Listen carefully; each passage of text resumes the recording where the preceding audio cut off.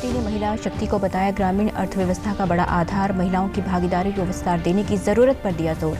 कहा सरकार का जल जीवन मिशन के तहत 4 करोड़ कनेक्शन देने का लक्ष्य।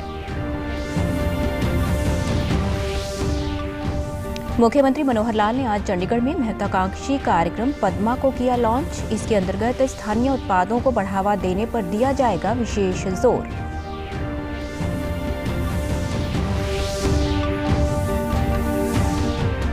मुख्यमंत्री मनोहर लाल ने आज पंचकुला में प्रदेश के वित्त भवन का किया शिलान्यास। कहा प्रदेश के विकास के लिए सभी सक्षम व्यक्तियों और संस्थाओं को अदा करना चाहिए कर।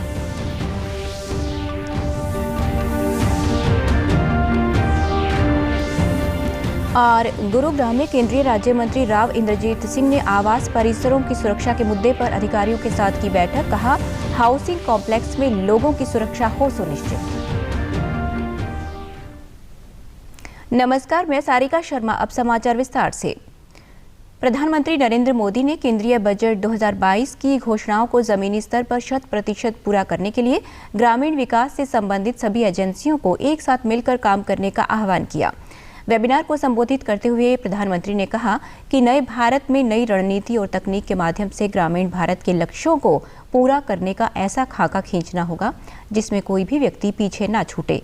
उन्होंने कहा कि पिछले 7 वर्षों में हर वर्ग, हर क्षेत्र और हर नागरिक के सामर्थ्य को बढ़ाने के लिए जो प्रयास किए गए हैं उससे निचली पंक्ति में खड़े हर व्यक्ति को सभी सरकारी सुविधाएं पारदर्शी तरीके से पहुंच रही हैं। बीते 7 सालों में हमने देश के हर नागरिक, हर क्षेत्र के सामर्थ्य को बढ़ाने के लिए निरंतर प्रयास कर रहे हैं।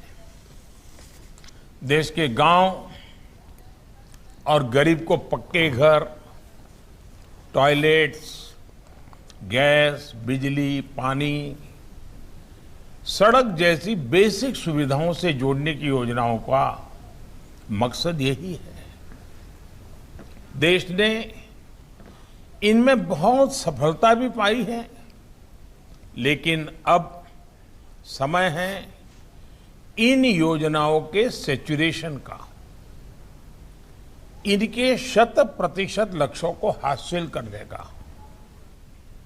प्रधानमंत्री ने कहा कि बजट 2022 में 80 लाख नए पीएम आवास बनाने, हर घर नल से जल योजना के तहत 4 करोड़ नए पानी के कनेक्शन और ब्रॉडबैंड कनेक्टिविटी के माध्यम से पोस्ट ऑफिस को बैंकिंग सिस्टम में लाने जैसी योजनाओं पर काम करना है।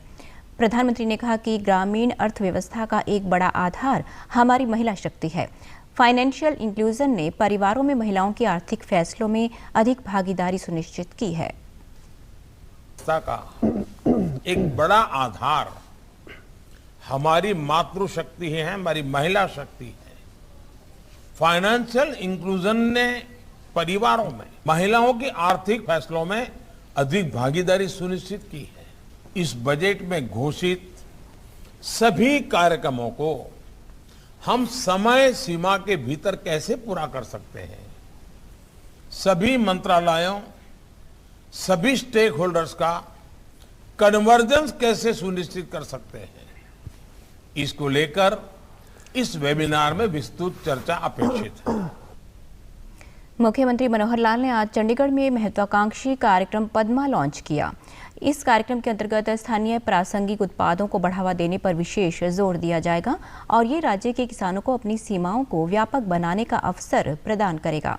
मुख्यमंत्री मनोहर लाल ने कहा कि इस कार्यक्रम का उद्देश्य स्वरोजगार और स्थानीय रोजगार को बढ़ावा देना है।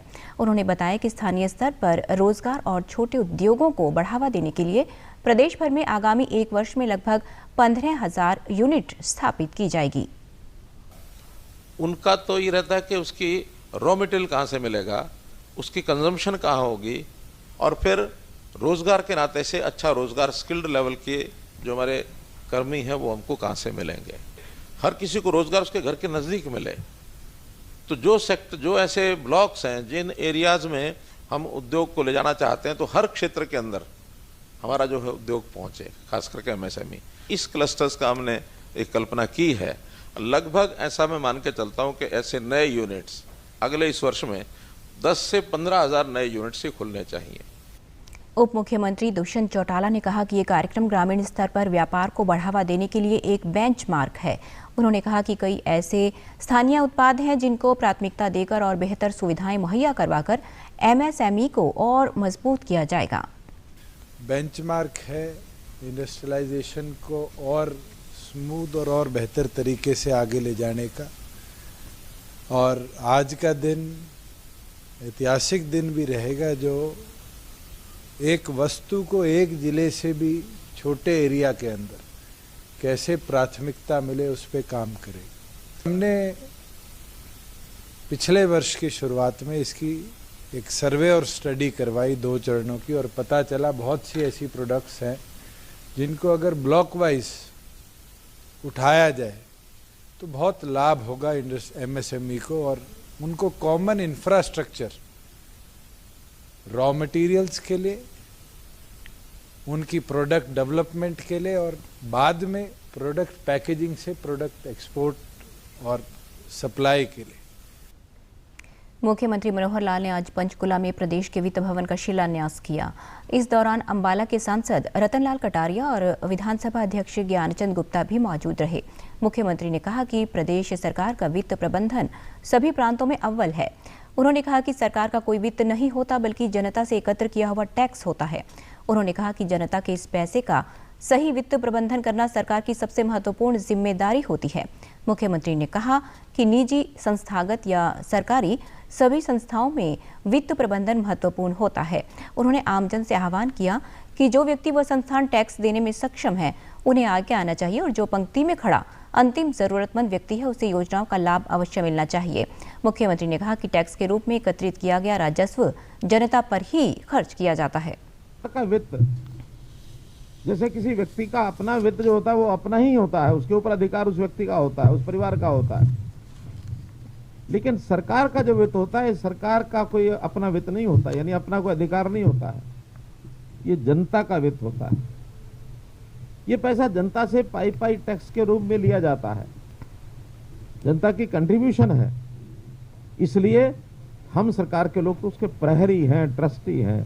वित्त व्यवस्था का विषय कोई छोटा विषय नहीं है, बहुत बड़ा विषय है। इसमें ऑडिट भी होता है, उसमें लीकेज भी रोकनी होती है, उसमें प्लानिंग भी अच्छी बनानी होती है, उसमें रेवेन्यू भी ज्यादा आना चाहिए, उसमें खर्च भी ज्यादा होना चाहिए। लेकिन किस मद पर खर्च होना चाहिए ये भी रेवेन्यू डिपार्टमेंट इसको कंट्रोल करता है। आज गुरुग्राम में केंद्रीय राज्य मंत्री राव इंद्रजीत सिंह ने पीडब्ल्यूडी रेस्ट हाउस में आवास परिसरों की सुरक्षा के मुद्दे पर अधिकारियों के साथ बैठक की। बैठक में गुरुग्राम के मंडलायुक्त, उपायुक्त और पुलिस कमिश्नर सहित कई अन्य अधिकारी शामिल हुए। बैठक के बाद केंद्रीय राज्य मंत्री ने पत्रकार वार्ता में बताया कि अधिकांश बिल्डरों की मनमानी के चलते लोगों को परेशानी उठानी पड़ रही है। उन्होंने कहा कि करोड़ों रुपए खर्च करने पर भी लोगों को हाउसिंग कॉम्प्लेक्स में सुरक्षा और सुविधा नहीं मिल पा रही है। गुरुग्राम के सेक्टर 109 में चिंतल सोसाइटी में हुए हादसे पर राव इंद्रजीत सिंह ने कहा कि इस पूरे मामले की जांच चल रही है और जो भी दोषी होगा उसके खिलाफ सख्त कार्रवाई की जाएगी।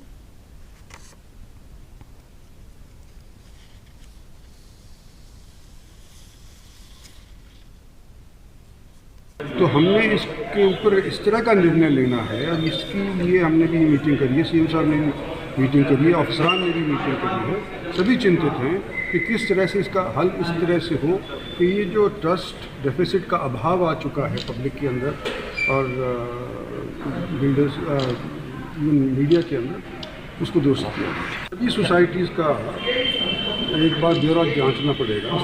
एमपी साहब, ऐसा यहाँ पे हुआ है तो दूसरे स्थानों पर ना हो, इस तरह की व्यवस्था बनाने के लिए भी आज ये मीटिंग। भिवानी स्थित चौधरी बंसीलाल विश्वविद्यालय में 3 दिवसीय युवा समारोह का आयोजन किया जा रहा है। इस समारोह का मुख्य उद्देश्य हरियाणवी कला व संस्कृति को बढ़ावा देना है। समारोह के दूसरे दिन कलाकारों ने अनेक कार्यक्रम प्रस्तुत किए। इस यूथ फेस्टिवल में 65 महाविद्यालयों के विद्यार्थी भाग ले रहे हैं। विशेष प्रचार प्रकोष्ठ के ओएसडी गजेंद्र फोगाट ने कहा कि युवाओं को संस्कृति से जोड़ने के लिए राहगिरी कार्यक्रम फिर से शुरू किए जाएंगे। उन्होंने कहा कि युवाओं को नई दिशा देने और संस्कृति का आदान प्रदान करने के लिए जल्द ही अंतर्राष्ट्रीय युवा समारोह का आयोजन करवाया जाएगा।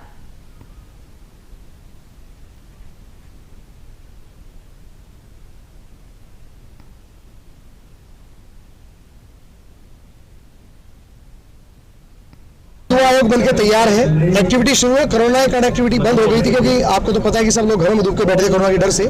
अब आगे भी दोबारा शुरू कर रहे हैं। इस तरह माननीय मुख्यमंत्री जी के निर्देश है। हम यहाँ पे इंटरनेशनल यूथ फेस्टिवल पिछले 2 बार कर चुके हैं 5 सालों में।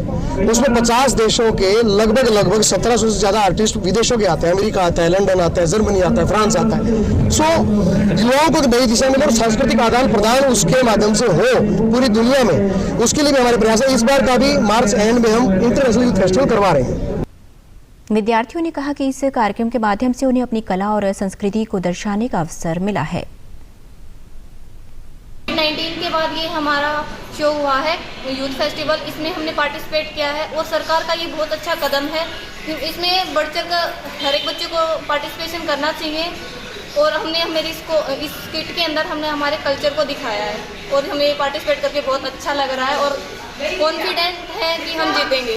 जी, हमारे कॉलेज में हमें मौका मिला कि हमारे कॉलेज में यूथ फेस्टिवल हुआ है और ये बहुत ही समय से नहीं हो रहा था, लेकिन अब हमें मौका मिला है तो हम इसे गंवाएंगे नहीं। CBLU के अंडर कम से कम 63 कॉलेज आते हैं, सब ने भाग लिया और कम से कम 600 से ज़्यादा बच्चे हैं जो अपना 100% दे रहे हैं।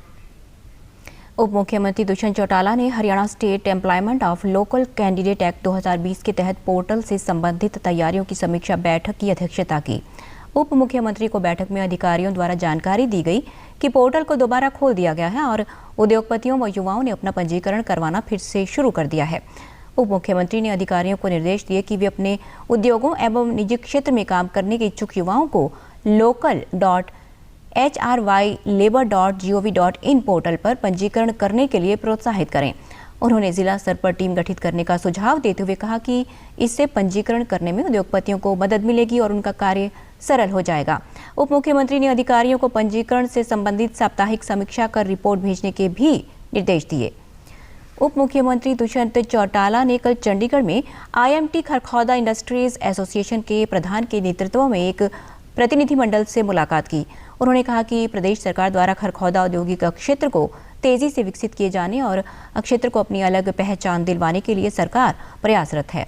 उप मुख्यमंत्री ने कहा कि यहां मारुति जैसी बड़ी कंपनियों के निवेश करने से औद्योगिक माहौल को सकारात्मक बल मिला है और इससे स्थानीय युवाओं के लिए रोजगार के अवसर पैदा होंगे।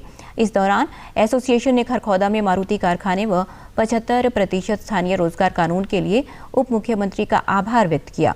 मुलाकात के दौरान उप मुख्यमंत्री ने एसोसिएशन को आश्वस्त करते हुए कहा कि IMT खरखौदा को तेजी से विकसित करने के लिए प्रदेश सरकार हर संभव सुविधाएं मुहैया करवाएगी ताकि उद्योगों का बढ़ावा मिले।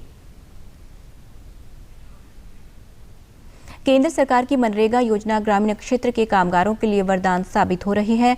प्रदेश में योजना के तहत कामगारों को 315 रुपये प्रतिदिन मजदूरी के रूप में मिलते हैं। योजना के पर्यवेक्षक संदीप सिंह ने कहा कि मनरेगा योजना के तहत नरवाना के माइनर एवं डिस्ट्रीब्यूटरी पर 15 से 20 मनरेगा श्रमिकों को काम पर लगाया गया है। उन्होंने कहा कि श्रमिक सोशल डिस्टेंसिंग पालन करते हुए काम कर रहे हैं। उन्होंने कहा कि इस योजना से गांव का विकास होने के साथ साथ लोगों को रोजगार भी मिल रहा है। बहुत बढ़िया काम है, सेंट्रल स्कीम बहुत बढ़िया है और टाइम पे काम मिल रहा है, टाइम पे पैसे मिल रहे हैं। और जहाँ तक दिहाड़ी की बात है, हरियाणा सरकार ने कुछ इसमें बढ़ोतरी की है, 315 रुपये कर दिए गए हैं। लॉकडाउन लगा हुआ था, किसी के पास कोई साधन नहीं था कमाई का, मनरेगा ने भरपूर साथ दिया इनका। टाइम पे काम मिला है, टाइम पे पैसे मिले हैं, कहीं और जाने की जरूरत नहीं थी। मनरेगा योजना के तहत काम कर रहे कामगारों ने बताया कि योजना के तहत रोजगार मिलने से उनकी जिंदगी आसान हुई है। इसके लिए वे सरकार का आभार व्यक्त करते हैं। पहला थोड़ी दिहाड़ी थी, 315 रुपये दिहाड़ी है जी। बाकी काम बढ़िया जी, लॉकडाउन में भी काम सही चलिया जी, इब भी काम सही चल रहा जी। लगभग काम मिलता रहे और ठीक टाइम पास हो रहा है और पैसे भी ठीक टाइम पर मिलते रहे। अंत में इस बुलेटिन के मुख्य समाचार एक बार फिर। प्रधानमंत्री ने महिला शक्ति को बताया ग्रामीण अर्थव्यवस्था का बड़ा आधार। महिलाओं की भागीदारी को विस्तार देने की जरूरत पर दिया जोर। कहा सरकार का जल जीवन मिशन के तहत 4 करोड़ कनेक्शन देने का लक्ष्य।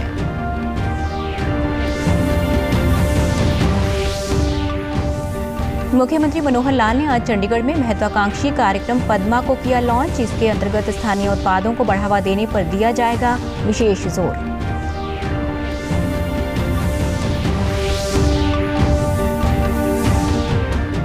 मुख्यमंत्री मनोहर लाल ने आज पंचकुला में प्रदेश के वित्त भवन का किया शिलान्यास। कहा, प्रदेश के विकास के लिए सभी सक्षम व्यक्तियों और संस्थाओं को अदा करना चाहिए कर।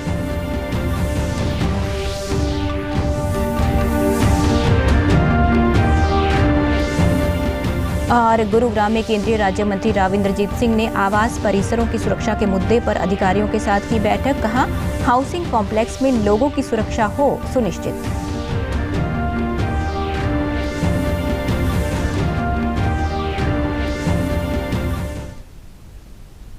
सभी दर्शकों से अपील है कि आप जब भी घर से बाहर निकले तब मास्क जरूर पहनें, 2 गज की दूरी बनाए रखें और एक नियमित अंतराल पर अपने हाथ धोते रहें। और अगर आप पात्र हैं तो टीकाकरण अवश्य करवाएं, तभी आप कोरोना महामारी से बच सकते हैं। आज के बुलेटिन में बस इतना ही। नमस्कार।